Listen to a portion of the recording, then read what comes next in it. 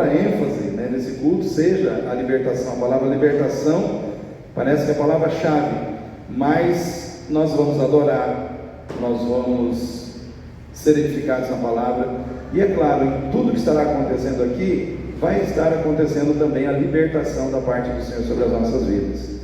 Então nós estamos aqui com esse propósito de buscarmos a Deus e deixarmos Ele fazer a obra que Ele é poderoso para fazer em nossos corações. Semana passada houve uma comoção geral porque o Silvio Santos partiu, né? Então até o Silvio Santos já foi, né? E foi um homem que marcou a vida de muita gente. Quantas pessoas sentiram, né, o impacto da partida desse grande apresentador de televisão que foi, né, o Silvio Santos. E tudo isso são sinais que mostram para nós que chega o momento de cada um de nós, né? Vai chegar a hora, né? A gente para pensar, né? Vai chegar. Chegou o momento em que o Silvio Santos teve que partir. E nós temos que pensar que em algum momento pode chegar ao momento de cada um de nós, a gente tem que estar preparado, né? E nessa noite eu quero falar com vocês sobre a oportunidade que Deus nos dá de aprender com Ele num ribeiro chamado Querite. Eu quero que você abra a sua Bíblia lá em 1º livro dos Reis, capítulo 17, e nós vamos estar aqui lendo um pouco sobre a experiência que Elias, esse grande profeta de Deus, teve com Deus nesse ribeiro, né? Vamos entender aqui algumas coisas que Elias passou e que servem para nós também nos dias de hoje como ensinamento de Deus, como alerta de Deus, como trabalhar de Deus em nossas vidas. Então, primeiro livro dos Reis, capítulo 17, vou ler aqui do versículo 1 ao versículo, vou ler do versículo 1 ao versículo 9, né? Então, quem achou aí, acompanhe comigo a leitura da palavra. Então diz assim: então Elias, o tisbita dos moradores de Gileade, disse a Acabe: vive o Senhor Deus de Israel, perante cuja face estou, que nestes anos nem orvalho, nem chuva haverá, segundo a minha palavra. Depois veio a ele a palavra do Senhor, dizendo: retira-te daqui, e vai para o oriente, e esconde-te junto ao ribeiro de Querite, que está diante do Jordão. E há de ser que beberás do ribeiro, e eu tenho orientado aos corvos que ali te sustentem. Foi, pois, e fez conforme a palavra do Senhor, porque foi e habitou junto ao ribeiro de Querite, que está diante do Jordão. E os corvos lhe traziam pão e carne pela manhã, como também pão e carne à noite, e bebia do ribeiro. E sucedeu que, passados dias, o ribeiro se secou, porque não tinha havido chuva na terra. Então veio a ele a palavra do Senhor, dizendo: levanta-te, vai para Sarepta, que é de Sidom, habita ali, e eis que eu ordenei ali a uma mulher viúva que te sustente. Amém, queridos? Queridos, é interessante nós lemos esse texto aqui, porque esse texto aqui ele fala de um momento de crise. Havia uma crise muito grande na terra nesse momento aqui. Por que, irmãos, que havia essa crise? Porque Deus estava profundamente triste, profundamente decepcionado e indignado com Acabe, o rei de Israel. Porque o rei de Israel era servo de Deus. Todos os reis que eram levantados, irmãos, nesse tempo, ou em Israel ou em Judá, eles eram levantados com o propósito de fazer o quê? Servir a Deus. Porém, Acabe, como servo de Deus, ele não somente se entregou à idolatria, não somente se entregou aos deuses da sua mulher Jezabel, ele era rei, mas quem governava e dirigia as coisas na sua vida era a sua mulher e os deuses que ela adorava. Então Acabe, ele se deixou envolver pela idolatria, pelo culto pagão que era praticado pela sua mulher, e não somente ele fez isso, mas ele levou o povo também por esse caminho. Ou seja, quando uma pessoa está andando errado, E se aquela pessoa tem poder de influência, ela começa a levar um monte de gente a andar errado com ela. Ou seja, ele tinha uma influência, ele era rei, e as pessoas olhavam para ele e diziam: se o rei está fazendo, né, então eu também vou fazer. Então, irmãos, ser servo de Deus é uma responsabilidade muito grande, porque tudo que nós fazemos pode ser copiado por alguém. Tudo que nós desenvolvemos pode ser, irmãos, desenvolvido por alguém que está observando a nossa vida. E eu quero dizer para você, querido, nenhum de nós que está aqui hoje, ou que vive nessa terra, está livre de ser olhado, de ser observado, de ser vigiado, e nós não podemos, irmãos, achar que as nossas atitudes não vão influenciar ninguém. Alguém sempre poderá ser influenciado por aquilo que nós estamos fazendo. Então Acabe, irmãos, ele simplesmente tratou com indiferença, com desprezo à vontade de Deus. E o que aconteceu? Deus se levantou na terra, e Deus, irmãos, ele começou a agir com juízo sobre a terra. E por que Deus, irmãos, encerrou os céus para que não chovesse 3 anos e meio? Simples, porque era atribuído a Baal, como Deus dos sidônios, o poder de fazer chover. Para os sidônios, quem fazia chover na terra era Baal. Quem dava abundância de chuva para que as colheitas fossem fartas e produtivas era Baal. E aí o que acontece? Deus olhou para aquela situação, Deus viu o povo zombando dele, da vontade dele, e atribuindo a um falso Deus a capacidade de dar fartura e de dar, vamos dizer assim, prosperidade ao seu povo, fazendo chover na terra. Deus se levantou e falou: não é assim, né? Eu sou Deus, vocês estão desdenhando da minha vontade, vocês estão me tratando como se eu não fosse Deus, vocês estão atribuindo a um Deus falso a capacidade de fazer chover sobre a terra, a condição de fazer com que a chuva venha. Pois agora, como vocês, na arrogância de seus corações, se levantaram contra a minha vontade, se levantaram contra mim, deram as costas para mim, com Baal, sem Baal, não vai chover durante 3 anos e meio na terra, porque eu vou mostrar para todos que existe um Deus, e eu sou o Deus que faz chover.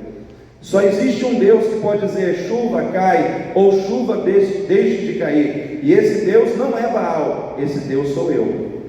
Então Deus agiu com juízo, e por 3 anos e meio não choveu sobre a terra. Irmãos, nós estamos passando um período de seca, sim ou não? Mas é um período de seca de semanas, de meses, né? E a gente já vê a secura, vamos dizer assim, do pasto, a gente já vê a secura das lavouras. E imagina, vir uma seca de 3 anos e meio, irmãos. Para os irmãos terem uma ideia, o ribeiro secou, ou seja, 3 anos e meio sem chuva foi algo terrível. E aqui eu quero abrir um parênteses para nós pensarmos que muitas vezes Deus executa juízos temporários e juízos corretivos sobre a terra, quando a sua vontade está sendo desprezada, quando o seu povo, ao invés de se voltar para ele, está se voltando para o pecado. Aí o que acontece? Deus começa a executar juízos. Deus é um Deus de juízos. Existe o juízo final, que é o juízo que Deus vai fazer no final de tudo, mas existem juízos temporários e corretivos. E se você observar na Bíblia, você vai ver que em muitos momentos Deus fez juízo, quando a sua vontade não foi feita, ou quando a sua vontade foi desprezada, ou quando ele queria que o homem fizesse algo e o homem fez algo totalmente diferente. Qual foi o primeiro juízo de Deus executado na terra? Onde que foi, irmãos? No Éden. Primeiro juízo foi no Éden. Muito bem, irmão Jorge, um ponto para você nessa noite, né? Foi no Éden. Primeiro juízo, irmãos, quando Adão e Eva deixaram de fazer a vontade de Deus, que era não comer do fruto, eles foram lá e comeram do fruto. Eles foram lá e desobedeceram a Deus. O que Deus fez? Juízo. Deus fez juízo. E no juízo de Deus sobre a vida de Adão e Eva, veio morte, veio, irmãos, a perda de estar vivendo no Éden, e enfim, veio tudo aquilo que nós já sabemos. Por quê? Porque Deus é mau? Não. Porque o homem, ele precisa colher as consequências dos seus erros. Hoje a gente fala muito sobre vontade permissiva e vontade determinativa de Deus. E eu quero dizer, tem muita coisa que não é vontade permissiva, simplesmente Deus permite, mas nunca foi a vontade de Deus. Por exemplo, um camarada, a gente acabou de ver um acidente aqui na frente, né? Um carro em alta velocidade, bate na traseira de outro, vai lá no pasto, né? E se tem uma pessoa ali na calçada, é atropelada e morre. Ah, Deus, foi a vontade permissiva de Deus. Não, irmãos, não foi a vontade permissiva de Deus, porque Deus não queria que ninguém morresse dessa forma. Deus permitiu, mas foi fruto da irresponsabilidade humana, foi fruto da irresponsabilidade do homem. Nós temos que entender, irmãos, que nós somos responsáveis muitas vezes pelas situações ruins que nós passamos, porque é muito fácil a gente lançar a conta nos ombros de Deus, né? Ah, Deus quis, Deus não quis. Tem muita coisa que Deus nunca quis. Só que Deus, por ser Deus, Ele antevê, só que Ele não interfere. Por quê? Porque Ele quer que nós tenhamos a atitude de fazer o certo ou de fazer o errado. Porque se Deus interferisse todas as vezes que a gente fosse errar, nós não seríamos pessoas que têm livre-arbítrio, nós não seríamos pessoas livres, nós seríamos pessoas, irmãos, que Deus está manipulando. E Deus não é um Deus manipulador. Deus é um Deus que dá liberdade a todos nós de fazer o certo e de fazer o errado. E o povo, irmãos, em muitos momentos da história bíblica, decidiu fazer o errado, e Deus teve que entrar com juízo. Aí nós temos o dilúvio, né? Na época do dilúvio, a Bíblia diz que ninguém queria dar atenção para Deus. As pessoas se corromperam extremamente. Deus olhou do céu e não via ninguém que estivesse disposto a buscá-lo, a não ser Noé e a sua família. E o que Deus fez? Não tem jeito, porque não há lugar no coração do ser humano para arrependimento. E aí o que Deus fez? Deus entrou com juízo e poupou uma família, né? Então aqui nós percebemos, irmãos, que sempre existe um juízo quando o ser humano ele se desvia voluntariamente e espontaneamente da vontade de Deus e não consegue retornar, e não consegue voltar. Porque o grande perigo, irmãos, que cada um de nós corre aqui é esse, de conhecermos a Deus, provarmos as maravilhas de Deus, e mesmo assim nos voltarmos para o pecado e não conseguimos voltar para Deus. Pastor, qual é o grande perigo na vida de um crente? É você conhecer a Deus, provar da vontade de Deus, provar da graça de Deus, provar dos favores de Deus, e assim ainda dar as costas para Deus e não conseguir voltar para Deus. Infelizmente tem pessoas que não conseguem voltar, tem pessoas que não conseguem retroagir nos seus passos errados, e nós temos que ter cuidado com isso. Então quando eu vejo Deus executando um juízo temporário e corretivo, eu vejo o amor de Deus, irmãos. É como se Deus estivesse dizendo: olha, você está vendo isso? Desperte a sua mente para a gravidade do pecado na sua vida. O pecado ele traz o mal, e se eu não corrigir esse mal, você vai se acostumar com o pecado, você vai se acomodar no pecado, e você vai se perder para sempre no pecado. Então Deus faz juízos porque Ele espera que dentro do juízo as pessoas precisam voltar para Ele e se voltem para Ele, né? E ali havia um rei, havia uma nação toda adorando a Baal. Havia um rei e havia uma nação toda com seu coração voltado para Baal. E o Senhor, que é o Deus que os trouxe, que os tirou da terra da servidão do Egito, que fez com que eles passassem pelo deserto, que tirou a água da rocha, que abriu o mar vermelho, que fez, irmãos, milagres e maravilhas para que aquele povo estivesse ali, estava sendo abandonado, estava sendo deixado de lado. E Deus então começa a fazer juízos na terra.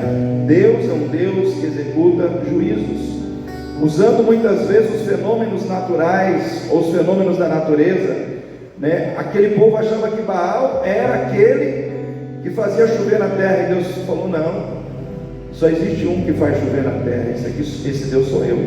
Eu sou Deus que diz chuva caia ou chuva deixe de cair. E vocês vão aprender que eu sou esse Deus, passando por 3 anos e meio com ausência de chuva, sem chuva na terra. E aí, irmãos, eu penso assim: temos Acabe, que era considerado servo de Deus, e temos Elias, que também era considerado servo de Deus. E eu quero dizer uma coisa para você, que é melhor você passar pela crise como um Elias do que como Acabe. Amém? É melhor você servir a Deus como Elias do que você servir a Deus como Acabe. Porque, irmãos, Acabe, ele era um homem que se deixou governar mais pelas paixões ou pela paixão que o diabo colocou na sua vida do que pela vontade de Deus. E o nome da paixão que governava a vida de Acabe, qual era, irmãos? Jezabel. Tinha uma Jezabel na vida do Acabe. Era a paixão que dominava o coração dele. Quando o inimigo ele não consegue destruir diretamente, ele coloca uma paixão na sua vida, para que domine você, domine os seus sentimentos, domine a sua vontade, e leve você a ser uma pessoa que não consegue caminhar nos caminhos de Deus. Então, Jezabel foi uma paixão que o inimigo colocou na vida de Acabe, para dominar a sua vontade, para conduzir a sua vida por caminhos errados, para afastar Acabe dos caminhos de Deus. E Acabe, irmãos, debaixo do governo, do domínio de Jezabel e da paixão que ela exercia sobre o seu coração, se tornou um homem cruel, perverso, egoísta, um homem injusto, um homem que não temia a Deus, um homem que não levava a sério a vontade de Deus, um homem que preferia, irmãos, o pecado do que a presença de Deus. Uma paixão pode nos levar para longe de Deus. Uma paixão pode nos levar para longe dos caminhos de Deus. Uma paixão pode nos afastar da presença de Deus, de tal maneira que Deus tem que entrar com juízo na nossa vida. E quando a gente traz isso para a nossa vida hoje, a gente tem que pensar sobre isso, porque crentes têm paixões. De Acabe era Jezabel, né? Qual é a Jezabel que pode estar na sua vida hoje, conduzindo o seu coração para caminhos que não são os caminhos do Senhor? Tem crente que a Jezabel dele é o futebol. A paixão dele, de determinados crentes, é o futebol. Quando tem jogo no seu time, ele não ora, ele não busca. Se tem culto, já era, né? Porque ele é apaixonado por futebol. Ele é apaixonado por aquilo. Aquilo é a paixão da vida dele. É a paixão da vida dele. Eu já vi gente doente que vendeu o carro para poder, às vezes, ir assistir uma final de um time disputando um título de Libertadores. Quem já viu isso? Carlinhos já viu? É, parece coisa de corintiano isso, né, Carlinhos? De flamenguista, né? Enfim. Mas tem gente que faz isso, irmãos. Mas por que faz isso, pastor? Paixão. Não subestime o poder que uma paixão pode exercer sobre a sua vida. O poder de uma paixão, irmãos, é grande. O poder de uma paixão é algo tremendo muitas vezes na nossa vida, para nos influenciar de forma errada. Então hoje a gente olha para dentro da igreja, a gente vê muitos crentes apaixonados por coisas que têm levado suas vidas para longe da presença de Deus. Tem crente que é apaixonado por futebol, tem crente que é apaixonado pelo corpo perfeito, pela academia. A pessoa, ela acorda de manhã, 5, está lá, porque ela quer ter um corpo perfeito, trincado, que nem o do pastor. Perdão, irmão. Coitado do pastor, né? Tem gente que fala assim, abdômen de tanquinho, o meu é de máquina de lavar roupa, né? Lembra aquela de madeira, redondinha? A minha, sim, bem redondinha, bem gordinha. Mas, irmãos, tem gente que é apaixonado pelo quê? Pelo corpo perfeito. E para ter um corpo perfeito, vai na academia, compra creme, faz de tudo, porque precisa ter um corpo perfeito. faz plástica, faz lipo, deslipa, limpa de novo. Irmãos, faz o que for necessário, porque a pessoa é apaixonada pelo corpo perfeito. Tem crente que é apaixonado pelo mundo virtual. Você quer matar o crente? Tira o celular dele, cancela o Instagram dele, o Facebook dele, tira o TikTok. Ele entra em crise, ele baba, ele tem convulsões. Você tem que. Por quê? Não vive sem aquele. A paixão, Bíblia, ele nem sabe quantos livros tem na Bíblia, né? Ele não sabe se Natanael está no Velho ou no Novo Testamento, né? Ele não sabe, mas ele sabe tudo que tem no TikTok, ele sabe tudo que tem no Instagram, ele sabe tudo que tem nas redes sociais. Por quê? Porque a sua paixão é a sua paixão. Irmãos, nós temos que nos cuidar com as paixões que o diabo coloca na nossa vida. Cuidado para não se apaixonar pelo dinheiro. A Aurinete falou de dinheiro aqui no domingo, eu ouvi a pregação dela, e eu também estou preparando uma pregação legal para domingo.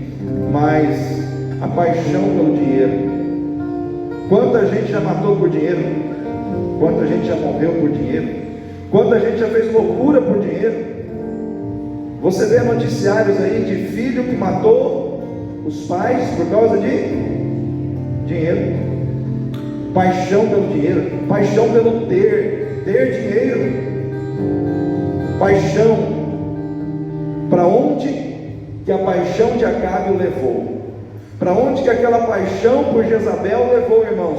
O levou para longe da presença de Deus. O levou, irmãos, a ser um homem que não conseguia ter intimidade com Deus. Levou Acabe para o fracasso espiritual. Levou Acabe à condição de ser uma pessoa que era uma pessoa de má influência para o seu povo, uma pessoa que influenciava as pessoas que estavam à sua volta para o mal, que desviava as pessoas dos caminhos de Deus. Por quê? Porque a sua paixão fez isso no coração dele. A sua paixão fez com que ele fosse esse tipo de pessoa. Às vezes você pode estar na igreja, você pode estar num culto como você está aqui hoje, mas apaixonado por coisas que são lá fora. Aí o que acontece? Você bate cartão, você vem, faz o seu papel de frequentador de igreja, mas você não está apaixonado pela palavra, você não está apaixonado por Deus. E aí o que acontece? As coisas não acontecem muitas vezes na sua vida como você gostaria que elas acontecessem. Porque, irmãos, foi dito isso no domingo também, Deus não está tão preocupado com aquilo que nós fazemos, tanto quanto Ele está preocupado com as intenções que movem o nosso agir. Deus sabe o que está dentro de nós. Deus sabe se verdadeiramente nós estamos vivendo a condição de servirmos a Ele por amor ou por obrigação. Se nós estamos na igreja porque verdadeiramente queremos agradecer a Deus por tudo que Ele tem feito por nós, e mais por tudo que Ele fez na cruz por nós. Deus sabe. A gente pode enganar as pessoas, mas quem vai enganar a Deus? Se Deus vê a gente por dentro, se Deus vê o nosso coração. Irmãos, estar na casa de Deus não pode ser para você, irmãos, um martírio. Não pode ser para você uma situação difícil que você está fazendo porque pessoas vão te cobrar. Não, você tem que estar aqui porque Deus está aqui. Amém? Você tem que estar aqui porque existe um senso no seu coração de adoração a esse Deus. Irmãos, nós não podemos desprezar o valor do culto, e é isso que o diabo quer na nossa vida hoje. Você não precisa de igreja, você não precisa estar lá, irmãos. E a Bíblia diz que nós, lá em Hebreus, não devemos deixar de congregar, como é costume de alguns. Como é costume de alguns. Quanto mais se vê que vai se aproximando aquele dia. Que dia, irmãos? Que dia é esse? O dia da volta de Jesus. Quanto mais você vê que está se aproximando aquele dia, mais você tem que congregar. mais você tem que estar na igreja. Por quê? Porque os acontecimentos do mundo estão se desenvolvendo de forma muito rápida para tirar a tua fé, para tirar você da presença de Deus, para roubar do seu coração a alegria, o prazer de servir ao Senhor. Quanto mais se vê que aquele dia se aproxima, mais eu tenho que buscar a Deus, mais eu tenho que estar na presença de Deus. Servir a Deus como Acabe é correr o risco de ser reprovado no final da caminhada, é correr o risco de não receber de Deus as bênçãos que Ele preparou para aqueles que o servem, porque Acabe representa aquele que tinha o título de servo, mas que não serviu. Você não pode ter um título espiritual que não condiz com aquilo que você está vivendo. Eu sou cristão, mas você está seguindo a Cristo? Eu sou cristão, mas eu estou ouvindo as palavras do Mestre? Eu tenho prazer em ouvir as palavras do Mestre, seguir os seus passos e fazer a sua vontade, cumprir os seus mandamentos?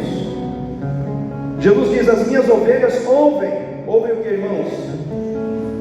A minha voz.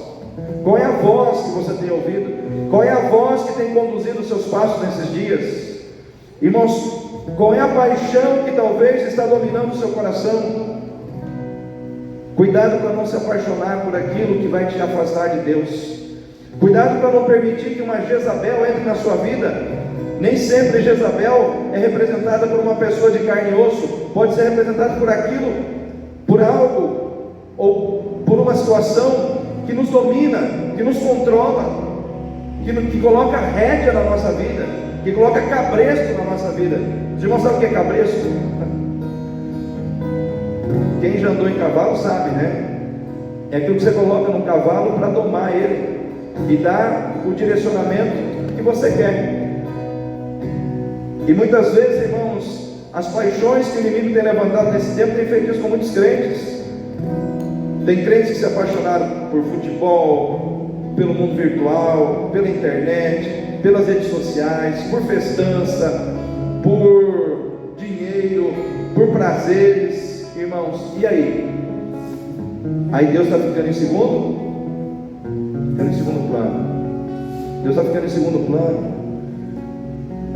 Então aquela paixão chamada Jezabel fez de Acabe um servo reprovado. Vou repetir: fez de Acabe um servo reprovado.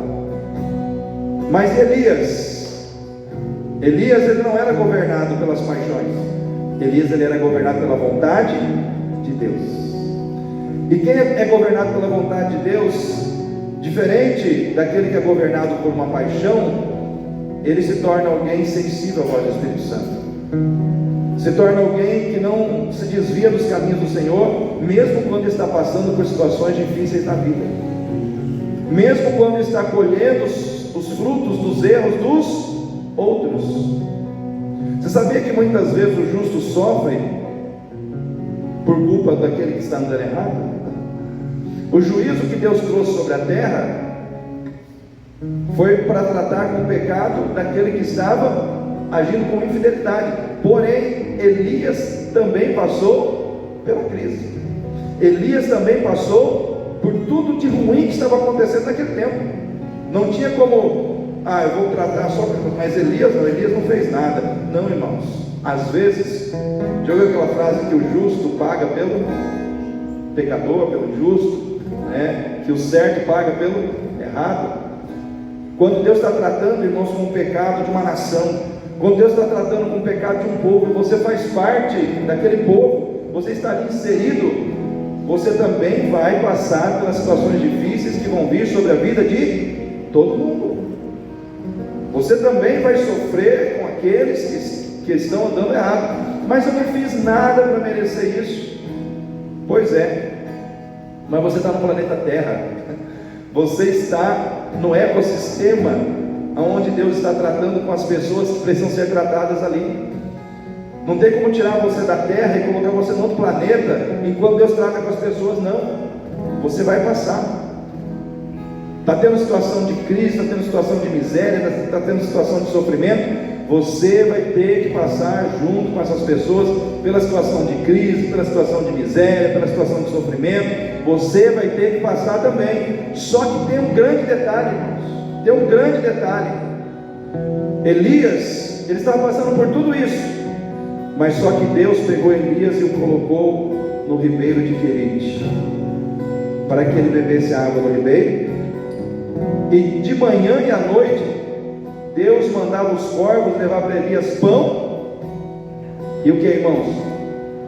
Carne. Coisa talvez que o brasileiro mais gosta. Carne, né? Irmãos, carne, pão e carne. Ou seja, no meio da crise, no meio do sofrimento, no meio da situação de miséria que veio sobre a terra, Elias estava passando por tudo isso, porém, debaixo de um cuidado especial de Deus. O que eu quero dizer para você nessa noite?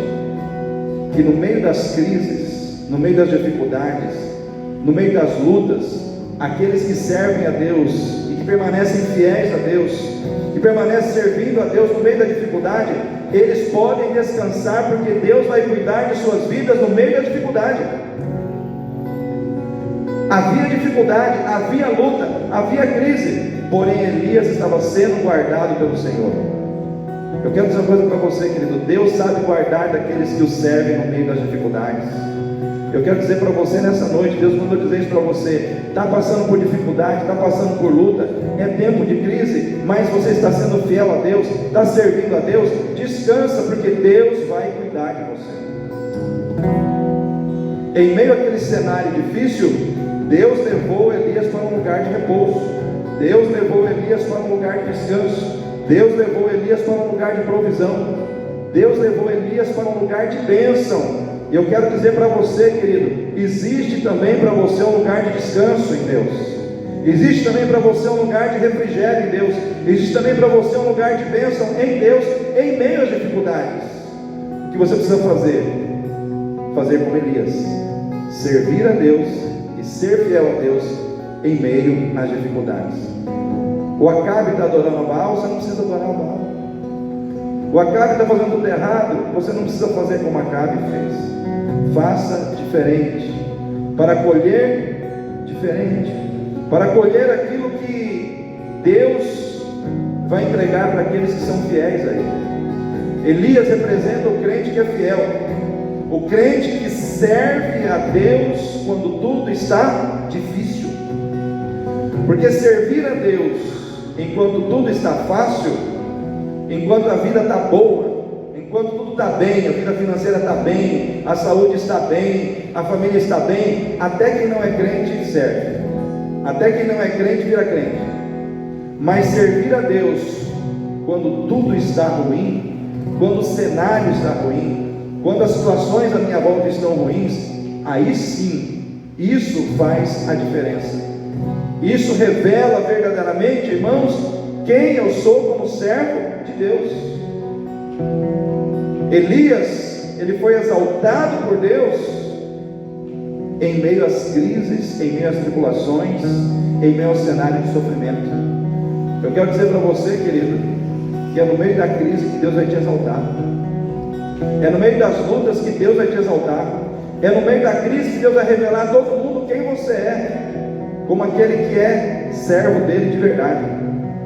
É no meio da crise que Deus faz distinção entre o falso crente e o verdadeiro.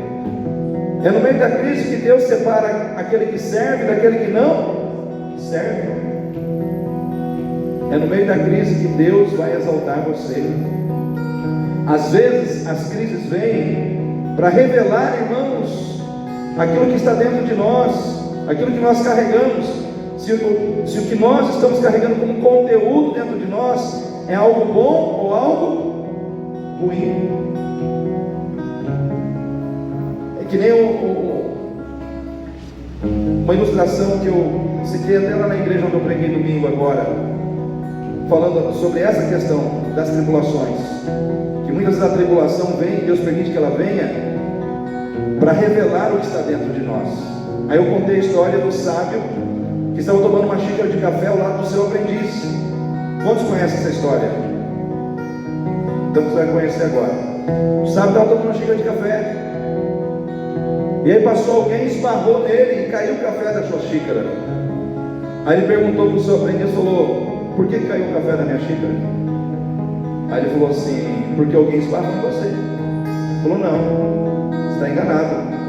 Caiu o café da minha xícara porque na minha xícara tinha café. Porque se tivesse chá, teria caído chá. O que ele quis dizer com isso, irmãos? Que muitas vezes a vida vem e esbarra, bate na gente, dá solavancos na gente, para mostrar o que está dentro da gente, para mostrar o que nós estamos carregando, qual é o conteúdo que está dentro de nós.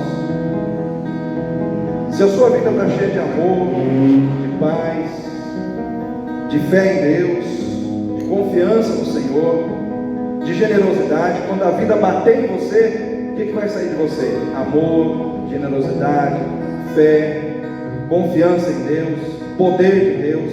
A vida bate em você, mas o que sai de você é bom, porque você está cheio disso. Agora, se você está cheio de amargura, mágoa, rancor, medo, incredulidade, quando a vida bate em você, o que é que vai sair de você? Rancor, mágoa, incredulidade, medo. Então, às vezes, as circunstâncias vêm e Deus permite para revelar o que está dentro de nós. O que tem saído de você? A pergunta é: o que tem saído de você nesse tempo que Deus tem permitido que a vida te bata, que as circunstâncias batam em você? O que é que tem saído de você? Qual é o conteúdo que você tem carregado? O que está dentro de você nesse tempo? Às vezes nós precisamos parar para pensar nisso. Vendo as circunstâncias, Elias foi obrigado a morar na beira de um riacho, na beira de um ribeiro. Sabe por quanto tempo, irmãos? O texto não fala, mas eu fui pesquisar. Sabe quanto tempo ele ficou ali, naquele ribeiro? 2 anos.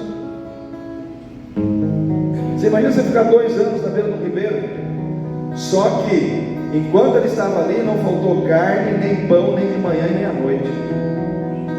E nem água. E nem água.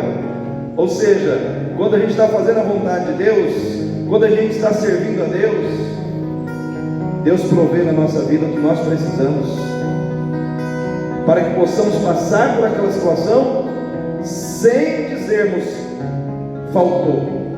Não faltou. E não vai faltar na tua vida, em nome de Jesus. Porque o Senhor é aquele que dá o pão de cada dia.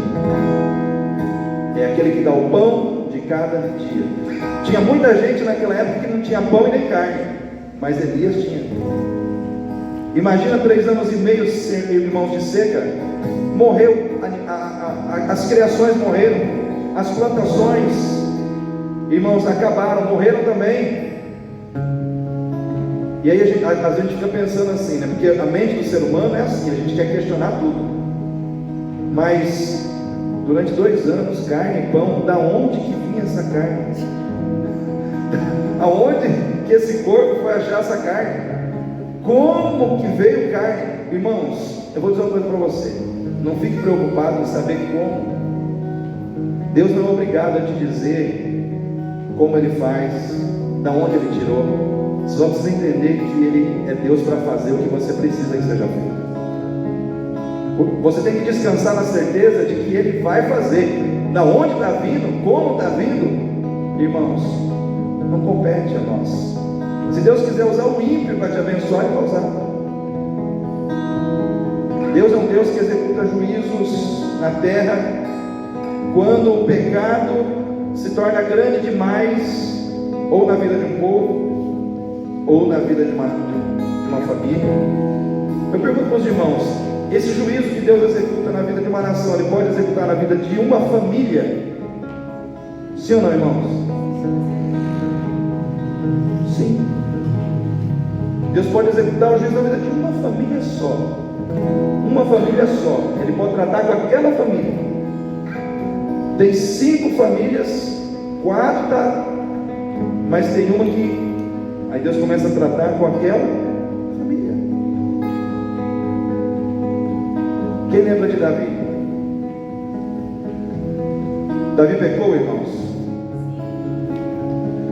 Deus tratou Davi com um juízo? Com uma pessoa só.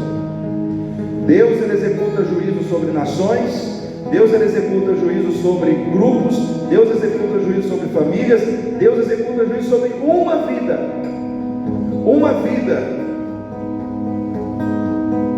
um rei, um homem, né?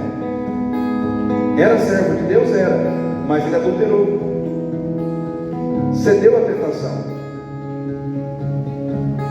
acabou caindo no adultério, no pecado sexual com a Batseba. Ou seja, Deus perdoou ele, porém teve consequências. Deus determinou juízos de coisas que aconteceriam.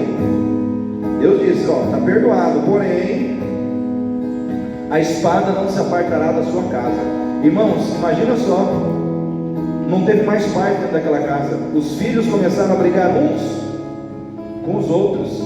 Teve caso de irmão que matou outro irmão.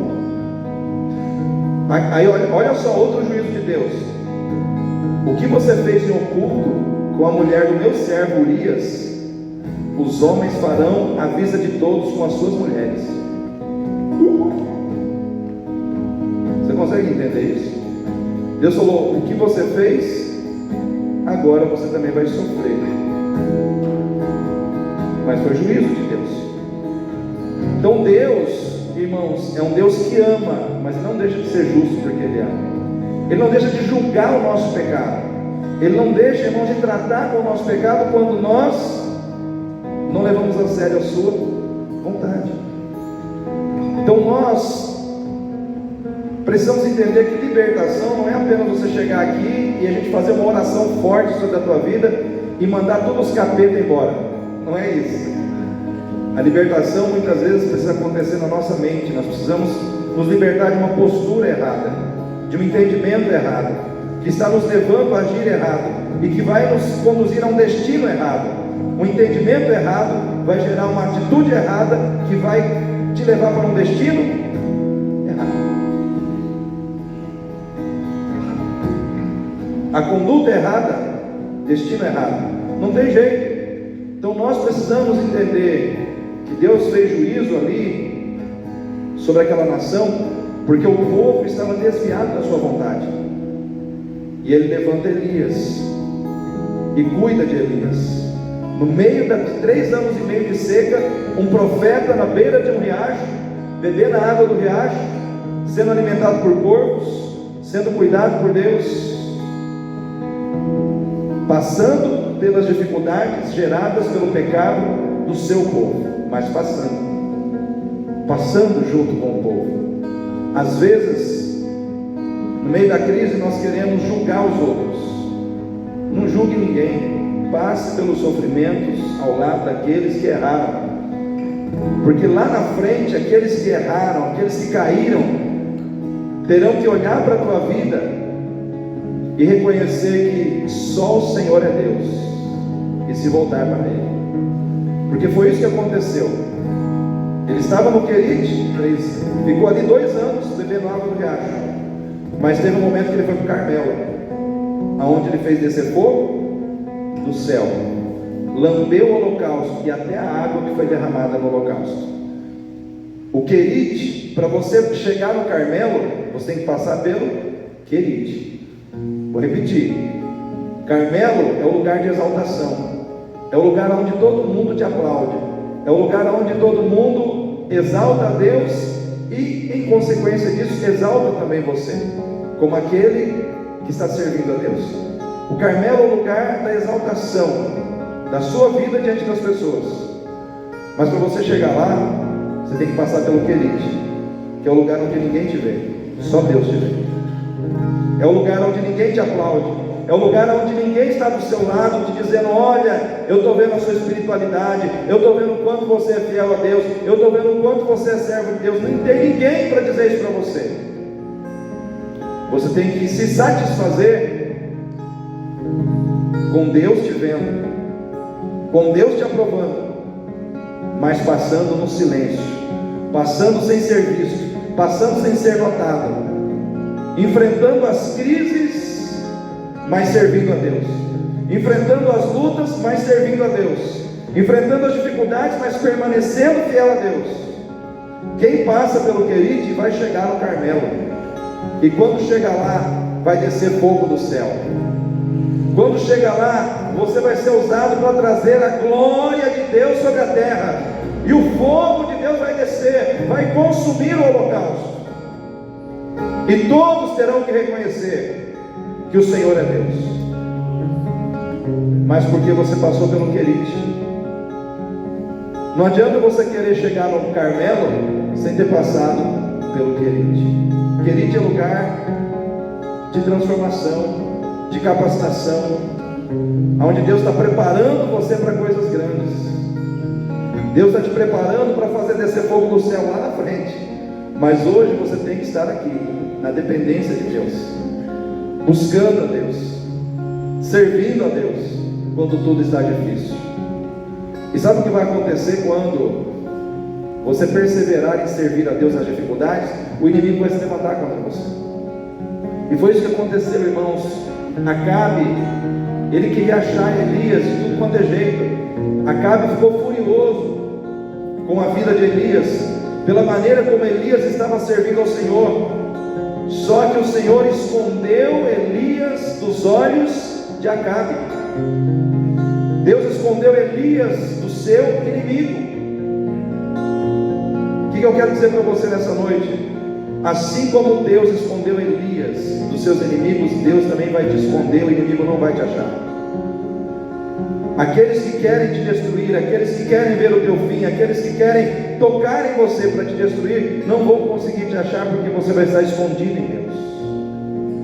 Deus esconde quem o serve em meio às dificuldades, em meio às lutas, em meio às crises que o próprio Deus permite vir sobre o mundo. Então eles achavam que era Baal que fazia chover. Deus falou: não, quem faz chover nessa terra sou eu. Eu vou mostrar quem é Deus.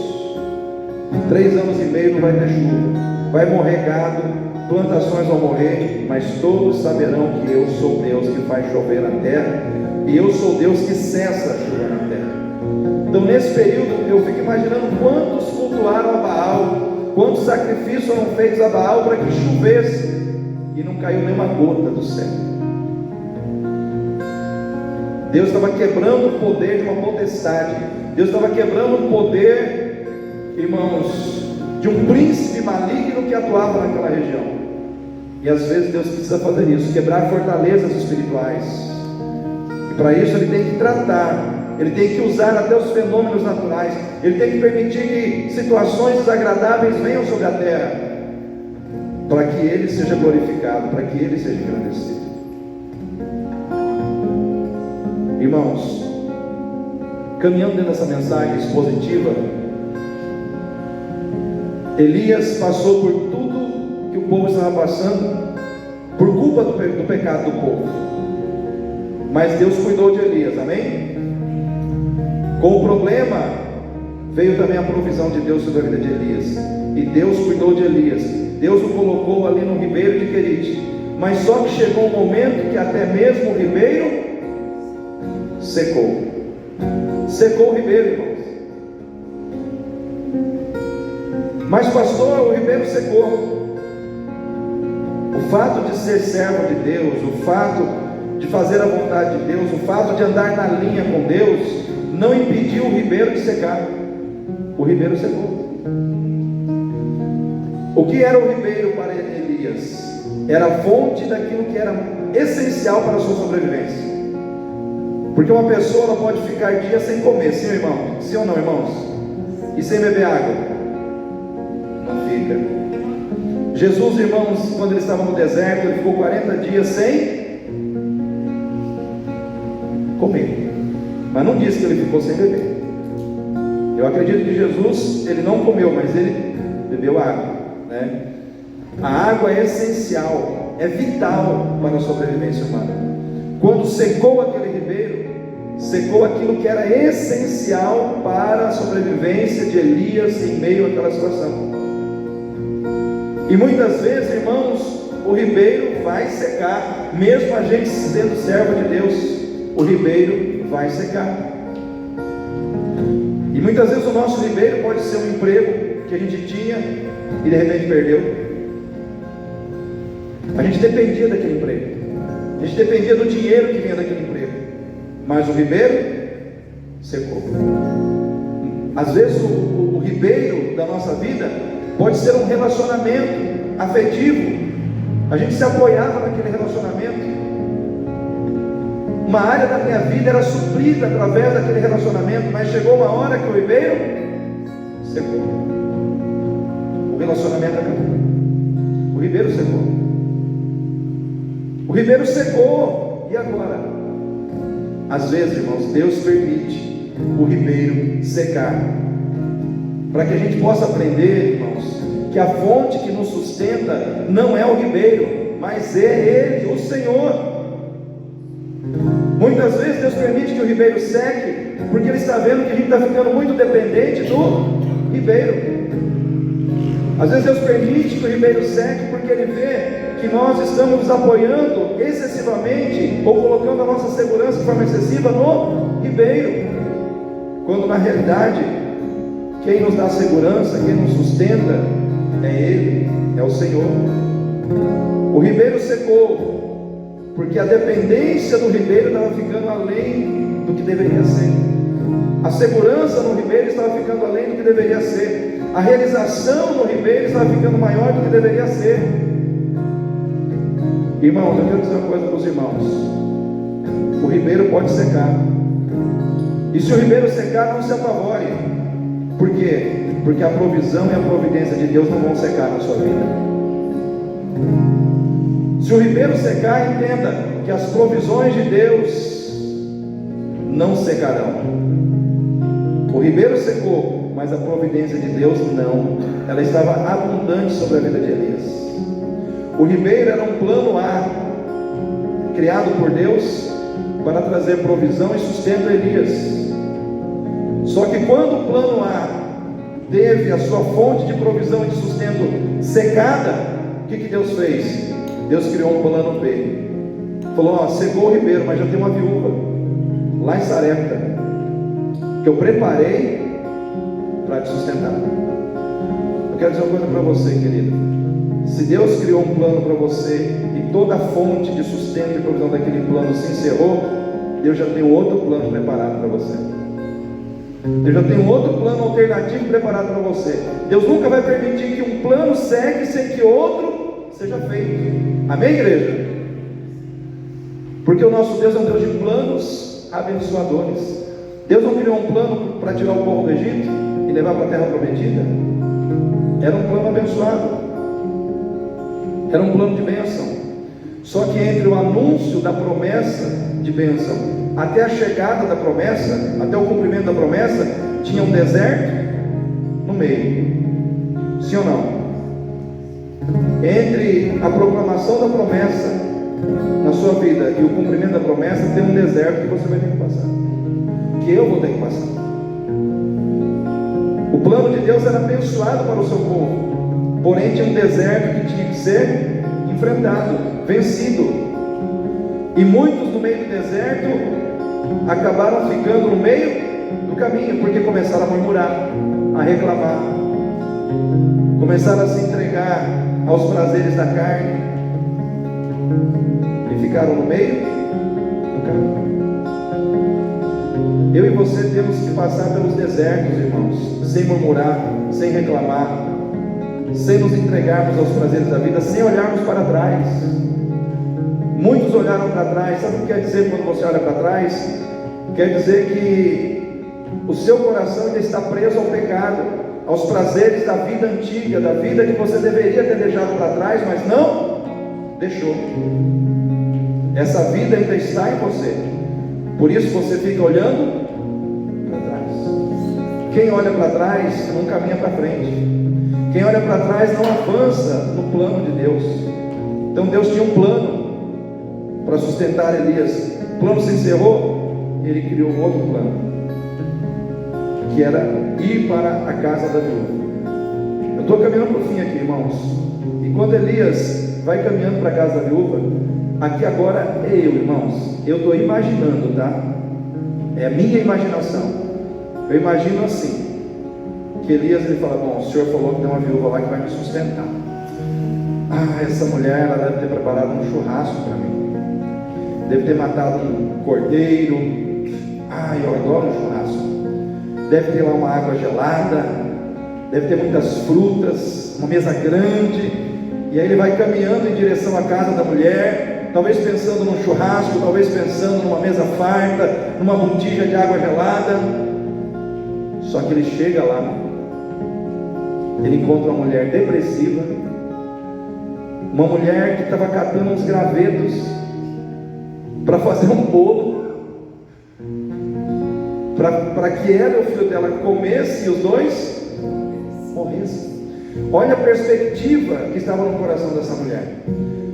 Aí Elias chegava e falava: mas o Senhor falou que eu tinha uma mulher preparada para me sustentar, né? Eu chego aqui e encontro uma mulher triste, desanimada, pensando em morte, depressiva, né?